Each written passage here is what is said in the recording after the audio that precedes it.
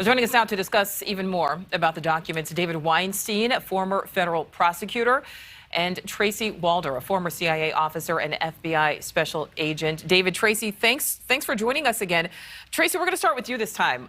We're hearing about the search warrant. So explain the difference between the search warrant, this affidavit, the property receipt, and focus in on that affidavit. When could we possibly see that?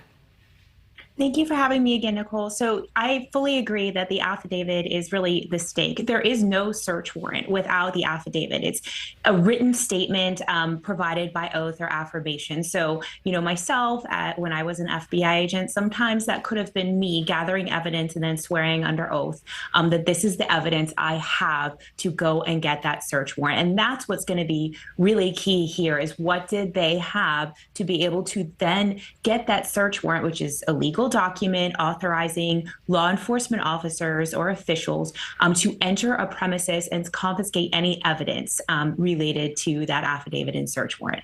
And then the receipt that's left over is basically sort of an itemized document that summarizes what was taken from the home. In this case, obviously, it's going to be vague because it's classified information. I would think that the affidavit will be made available rather soon. This seems to be moving very, very quickly. There seems to be a sense of urgency surround it. So I'm hopeful it'll be released soon.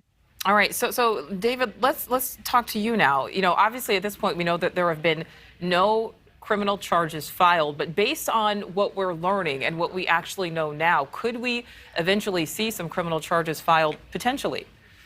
Well, they're gathering this information and they're using a grand jury to issue subpoenas for the production of documents. So it would seem that they're driving towards some sort of formal charges against some individual, whether or not it's the former president or people around him or people who conspired in the government's mind with him to take these documents, unlawfully possess them, and have them in a location where they shouldn't be. So yes, the long answer is there will be charges eventually that could be brought against people. However, because we're so close to the election in November, I'm not so sure that because of Department of Justice internal policies that we're going to see any charges anytime soon. And that, to go into what Tracy was talking about in the affidavit, that's going to hinge a lot about when we're going to see that affidavit, because they're not obligated to release the affidavit until somebody's been charged. And if they don't charge anybody until after the November elections, nobody's going to see that affidavit. And even at that point, we still might not see it. It's just turned over in discovery.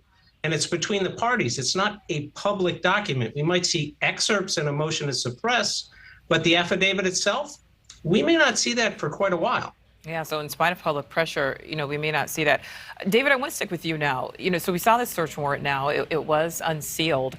A lot of information obviously available there, not everything, but some information is redacted. Talk about how they pick and choose what is made public and what is not. What's redacted are things that are law enforcement sensitive that might lead to the compromise or identification of law enforcement officers. From what it appears that they redacted in the inventory was a signature of the officer who signed off on the collection of this, the case file. But the other information that's there, what was generally labeled in those boxes, including classifications of top secret SCI information, that's all there. But the other stuff that was redacted, that goes to law enforcement, either identification or technique. All right, David Weinstein, Tracy Walder, we appreciate you joining us and sharing your expertise. Thank you both so much. You're welcome. Thank you for watching. Go to newsnationnow.com to find NewsNation on your television provider. And don't forget to click the red subscribe button below to get more of NewsNation's fact-driven, unbiased coverage.